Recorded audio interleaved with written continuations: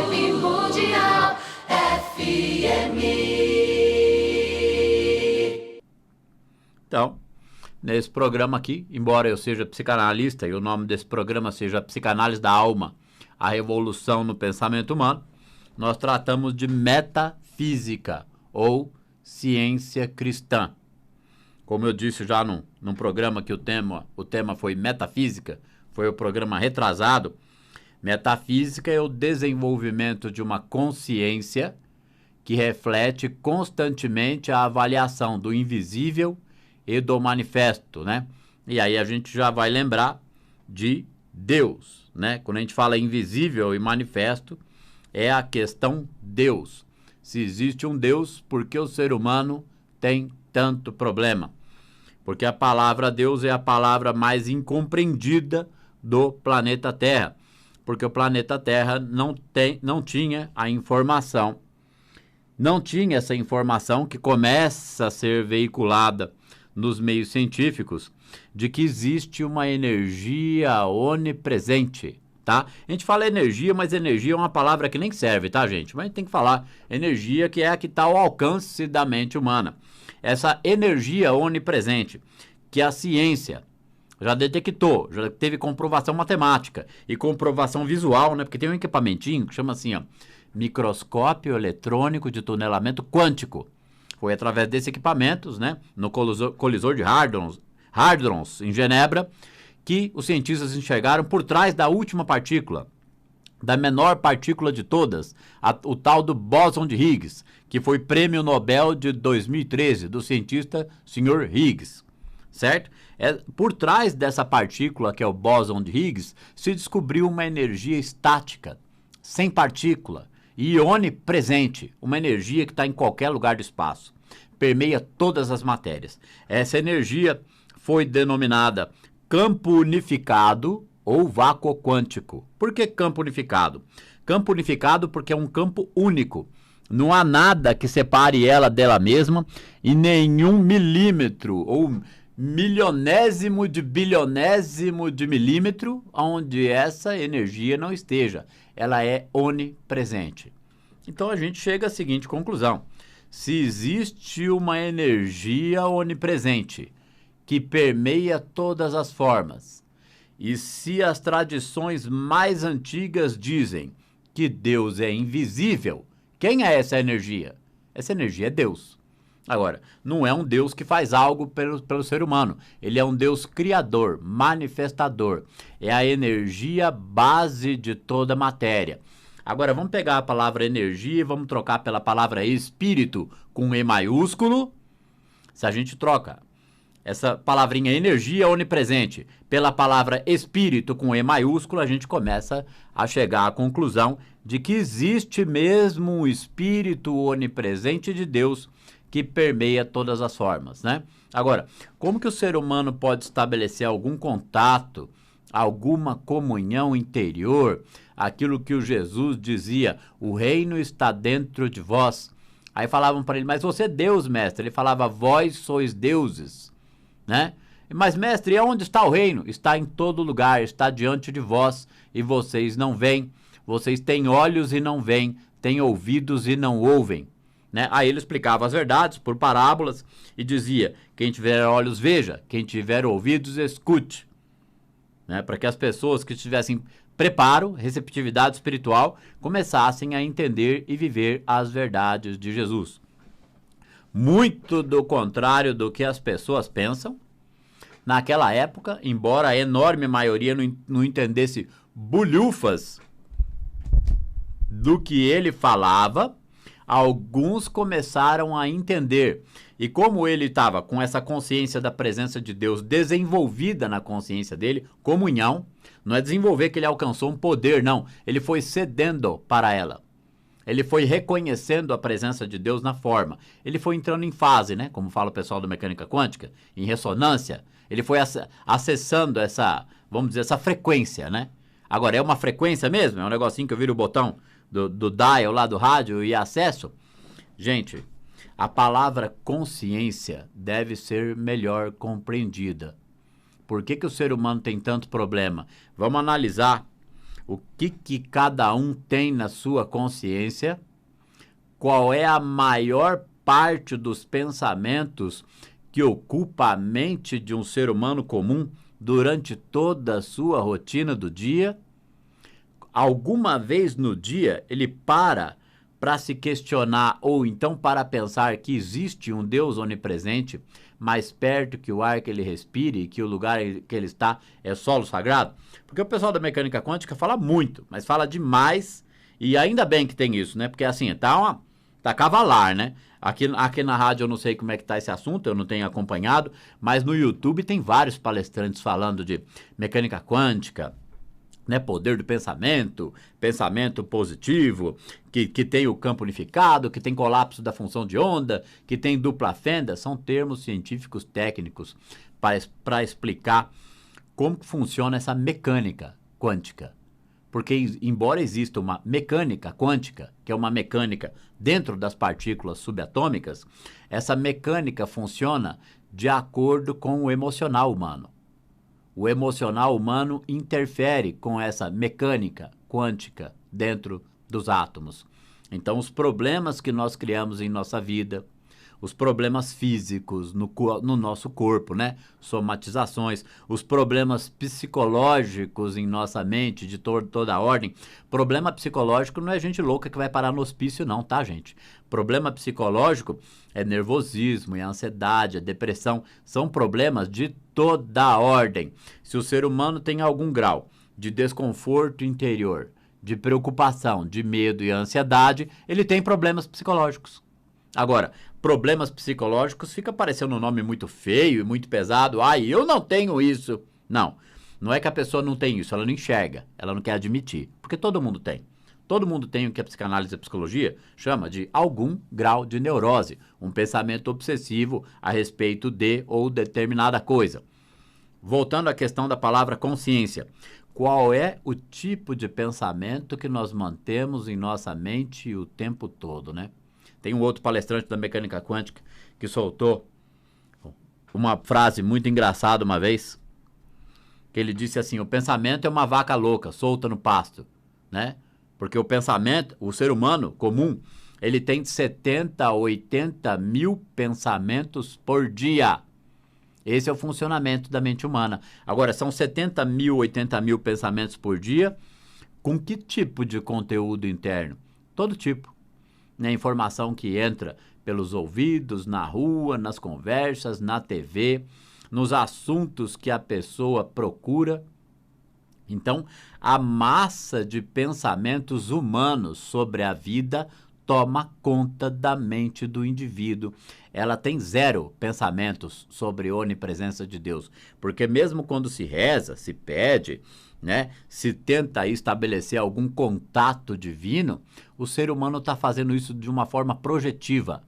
Ele dirige esse pensamento para alguma entidade ou algum lugar externo, ou algum Deus no infinito que ele não sabe quem é e não sabe aonde está. Então, qual é o grau de comunhão interna, de reino dentro que ele tem? Zero. Né? Esse assunto começou a ser avaliado por mim quando eu comecei a estudar as obras de Joel Goldsmith, depois de ser formado em psicanálise, depois de ter uma vasta experiência, onde eu mesmo precisei de ajuda com muitas terapias, e uma vasta experiência de estudo, de tudo quanto é tipo de literatura a respeito de autoajuda. Quando eu cheguei na mecânica quântica, eu fui estudando esse assunto de forma mais assim, mais farejadora, né? Com uma lupa, até chegar no autor, porque foi inevitável, né? Joel Goldsmith foi o maior metafísico dos últimos 500 anos. Quando eu cheguei nesse autor, eu comecei a pôr os pingos nos is na questão onipresença de Deus. O ser humano começa a desmontar na mente dele as crenças que ele tinha a respeito de problemas que ele considera problemas na vida humana. Então ele começa a ter sua mente, ou sua consciência, melhor dizendo, permeada por uma certa quantidade de pensamentos reflexivos, né? Vamos dizer assim, pensamentos que ele passa a elaborar, passam a habitar a mente e a consciência dele a respeito dos problemas e da realidade humana que o cerca. Peraí, então não existe mundo material, é tudo uma energia manifesta de uma energia invisível. Então tem a energia visível e energia invisível. Mas como pode ter uma energia invisível onipresente? Ela deve ser Deus. Então é impossível separar o espírito da forma. Ela começa a preencher a mente dela com essas verdades para poder começar a compreender alguma coisa de um ensinamento metafísico que o Cristo ensinou, o Jesus, sobre a onipresença de Deus. Reconheça Deus em todos os seus caminhos e Ele endireitará as tuas veredas. Não tem um Deus de barba que vai falar, agora ele ficou bonzinho, eu vou endireitar os caminhos dele. Não. Ele, com os olhos dele, de olhos abertos, tocando a matéria, porque o olho toca também, tá? Os 5 sentidos humanos são para aprimorar o sexto. Teve um programa que eu falei disso, a respeito da intuição. Então ele começa a reconhecer na forma a presença. Ele vai retirar o poder das aparências. Vai cair a idolatria, né? Porque a idolatria dá poder à forma, não é só a imagem de barro. Coitada das imagens de barro, é a que tem menos culpa nessa situação, né? Porque as imagens de barro ainda faz o indivíduo lembrar que existiu uma pessoa, que foi aquele santo, que entendeu a onipresença de Deus. Será que as imagens de barro, quando tá com a mãozinha assim, estão falando assim, pelo amor de Deus, para de rezar para mim, entende que existe o invisível, o onipresente, que é Espírito Divino, que manifesta a tua própria forma, está mais perto que o ar que você respira. Gente, isso é caminho do meio, tá? Verdades ou revelações metafísicas. No caminho do meio ou na vida mística, porque a verdadeira mística é a questão central do ser humano. Consciência. O que eu tenho em minha consciência? Com que eu preencho minha consciência? Qual é a maior parte dos pensamentos que povoa a minha mente durante toda a rotina da minha vida, durante todos os anos de minha existência? Porque o ser humano vem virgem, ele vem natural, ele vem uma esponjinha, e logo que ele nasce, ele já começa a ouvir que existe um Deus em algum lugar, mas aqui é vida material, vida espiritual é outra coisa, e aqui é tudo difícil, e é assim mesmo, e ele vai se ferrar e quebrar a cara. Ele começa a receber as tais das crenças limitantes ou visão material da vida. Quero dizer uma coisa, existe uma diferença muito grande entre espiritualismo e visão espiritual da vida. Uma coisa é espiritualismo ou espiritualidade, outra é espírito. Consciência espiritual não tem a ver com espiritualismo ou espiritualidade.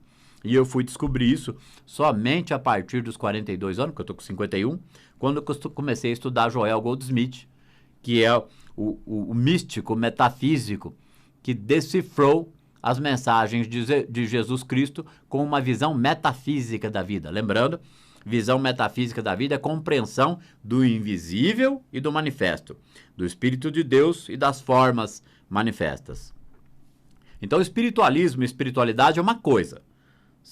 São conceitos espirituais e espiritualistas a respeito de espíritos e de vida espiritual. Porque o conceito normal, assim, vamos dizer, planeta Terra, é que aqui é vida material e a vida espiritual é a fumacinha do lado de lá. Esse é o conceito de espiritualidade que o planeta Terra tem arraigado nessa consciência kármica, né? Porque o karma é a dualidade, é o bem contra o mal o tempo todo. Quando a gente entra para o entendimento da vida mística ou caminho do meio, a gente vai entender a questão espírito com E maiúsculo. Então não tem mais a ver com espiritualismo ou espiritualidade. É consciência espiritual. A consciência espiritual não pode ser confundida com espiritualismo ou espiritualidade. Deixar bem claro, né, que não estamos falando de nada pejorativo aqui, nem menosprezando outras crenças, porque cada uma delas é uma peça-chave para montar esse quebra-cabeça. É galgando esses degraus que as ovelhas negras são encontradas. Não tem a parábola da ovelha lá? Que o Jesus dizia que mais vale uma ovelha negra desgarrada, ou seja, aquele que não acredita em mais nada, aquele que está perdido no mundo, mais vale uma ovelha negra desgarrada do que 99 branquinhas e justas. Quando Jesus fala dessa parábola das ovelhas justas, ele está dizendo o seguinte, da justiça dos escribas e fariseus, que a justiça dos escribas e fariseus é o Deus que castiga, olho por olho, dente por dente. Então é os carola, entendeu? É aquele que eles são um grupo separado, eles são do bem e o resto é do mal. Eles são do bem e o resto é inimigo. Como assim? Se o Jesus ensinou que a gente devia orar pelos inimigos, então eu devo reconhecer naqueles que poderiam ser inimigos a presença divina. Então eu não estou reconhecendo ele como inimigos, né? A visão que a gente tem do inimigo deve ser libertadora, porque nós vamos reconhecer neles a presença divina. Eles são manifestação da presença de Deus, manifestação do Espírito invisível, tanto quanto nós. Então na vida mística não existe ninguém melhor nem ninguém pior. Esse conceito começa a cair. O Dharma é o conceito espiritual em que existe um só nível de consciência onipresente. Quem começa a galgar, entender ou desejar, começa a julgar menos pelas aparências. Começa a temer menos as formas, porque ele começa a descansar nesse oceano do espírito, desse espírito onipresente. Então, mais vale uma ovelha desgarrada, porque a ovelha desgarrada, a ovelha negra, já apanhou tanto na vida, que esse está mais preparado, mais receptivo para ouvir a verdade quando a verdade chega a ele. Porque essa verdade nunca vem de fora, gente. Essa verdade, quando é ouvida, quando ela é entendida, ela é uma sementinha que já está dentro de nós. Semente essa que é semente nenhuma, porque é o próprio Espírito onipresente que permeia a pessoa.